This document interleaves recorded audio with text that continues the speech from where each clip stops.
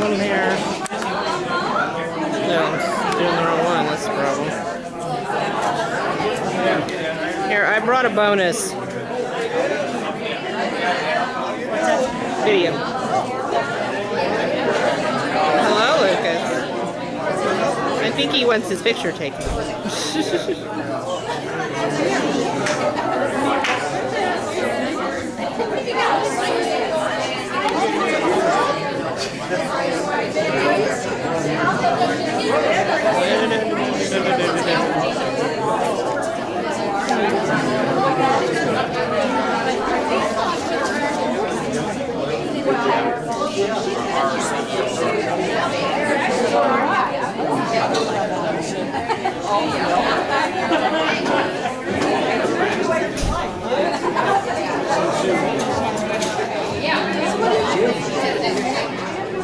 I'm good, Kathy. How are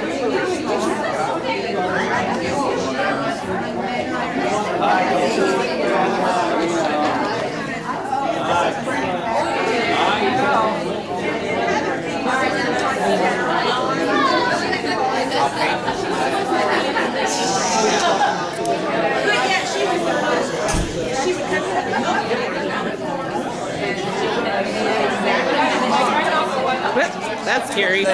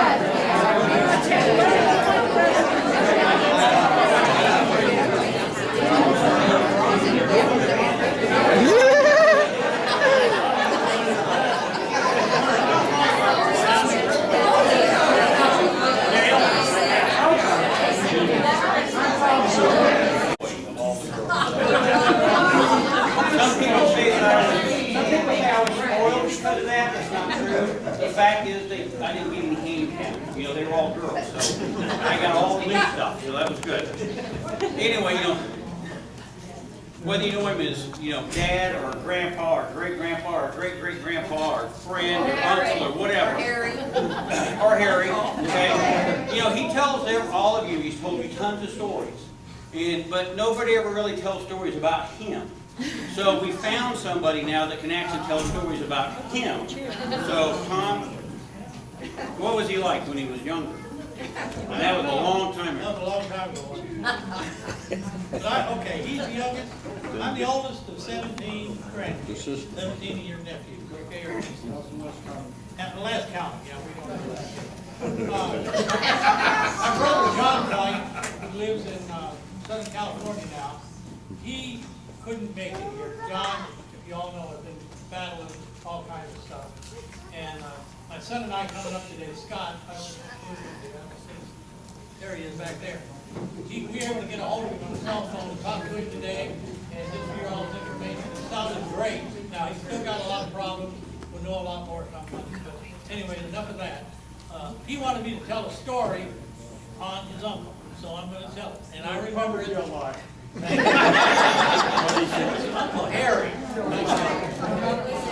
Uncle Harry, as you well know, is I think he's the one that started this in the Creekbaum family. And, he was good. He was really good. But, you know, we'd go down to Grandmother Creekbaum, and the whole family would be there. When you talk about that, there was a lot of people back in those days. And he would go outside, and he would have these different ones of us kids going out there and churning that. Finally, after whatever, because I never made any myself, I eat it a lot because I like having people bring it to me. But we finally got done. We went inside. I guess you got to let it set for a while. Is that right? Oh, yeah. So Harry went outside and made all of us come in. And about 5 minutes later, Harry walks in and he said, "Kids, I really feel bad about this. That ice cream's got more than that." And we believed him.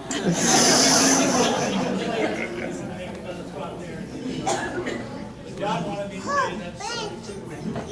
And the two I have is, in our family, there was the big table, the men's table. Well, I don't know if it was a men's table, but it was a big table in the dining room, and like Christmas time and Thanksgiving. And when you got to be the only ones that got to eat out there, I remember was little kids. I'm the oldest now because of cousins. Only the 5 men were out there. Well, once I don't know how old I was, maybe 12, maybe 13. I got to go to the head table. My Uncle Harry. I'm not sure my dad wanted me there. Uncle Harry, he sat me down, my dad on one side, and Uncle Harry on the other. And you know what was one of the things that I liked the best out of it? Because I could see Joan in the kitchen. She wanted her cousin. And Roger. They were probably the only ones over there. And then the last question, and I don't think either Karen or Diane knew this, but in sometime August 1945, Uncle Harry, as you know, was in the Coast Guard. He was stationed in St. Petersburg, Florida. And Uncle Harry was a co-pilot in a helicopter. And it did. It really did. He told me today, you know, about when they fly around the coast, you know, they'd be looking for German submarines. But anyway, I don't know whether it's that. I know that they had a base there because I got to go to it. Well, anyway, that August, for some reason, Diane and Karen were in northern Indiana. And Karen was 2 and Diane was 1. And you had, what, a 39 Packard, 1939 Packard coupe. And what they did, they took out the back part and put a baby buggy back there. And Karen and Diane were in the baby buggy. And Aunt Marge, my mother, and me were in the front seat. And we drove from Plymouth, Indiana to St. Petersburg, Florida in 2.5 days. And I mean, 2 nights on the road, 35 miles an hour because that's people they didn't even know they were in there. Now they know they made another trip that they never knew they made. And Uncle Harry, all my relatives, other than my mom and dad, you're in. I mean, you got to come to the Little Round Jug this year.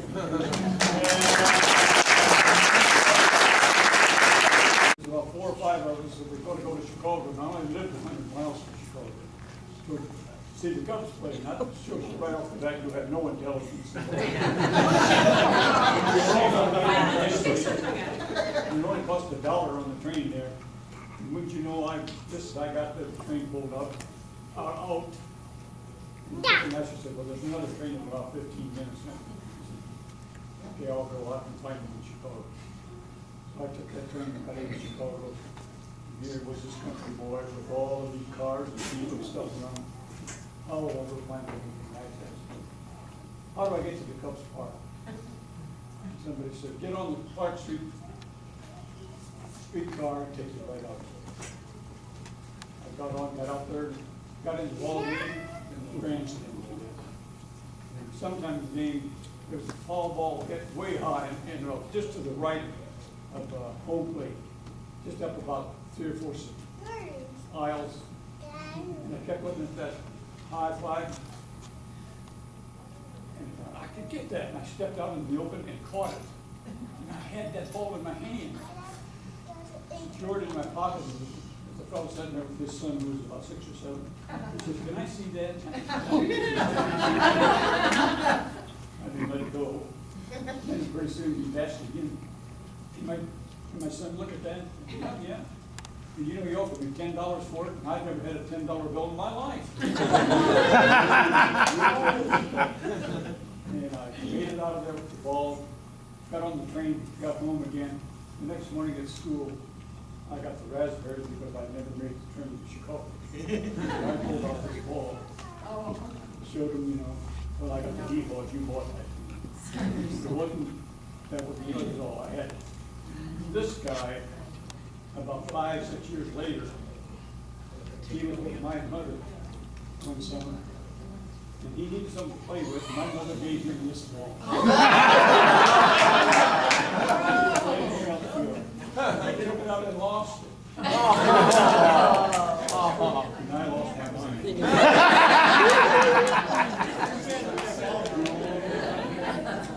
I played the New York Giants, and they had a picture.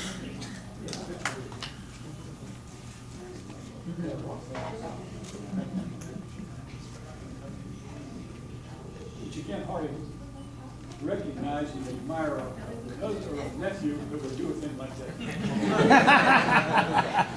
Thank you anyway. You know how much I really do appreciate this. I see people that I haven't seen in a long time. Maybe that it's not,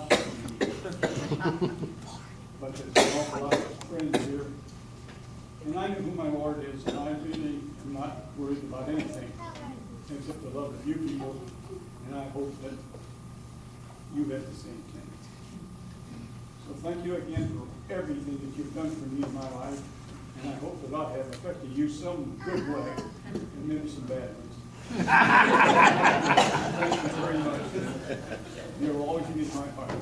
Thank you.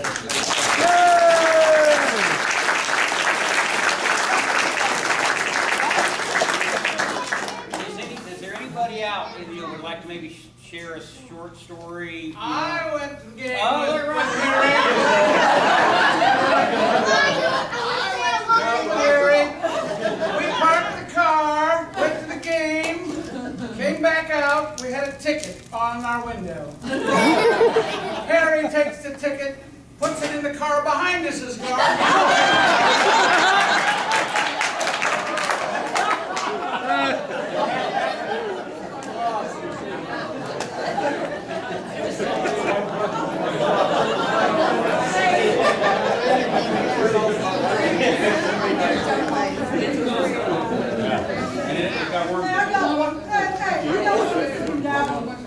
I never liked him many times, but the one thing, Uncle Dick decided he wanted me to go home to Grandma Creek Farm.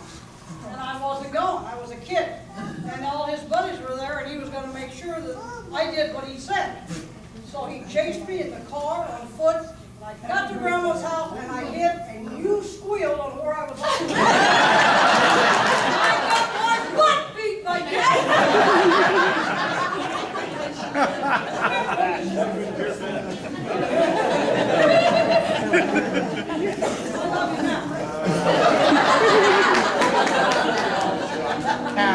Anybody else? It's kind of a tough act to follow.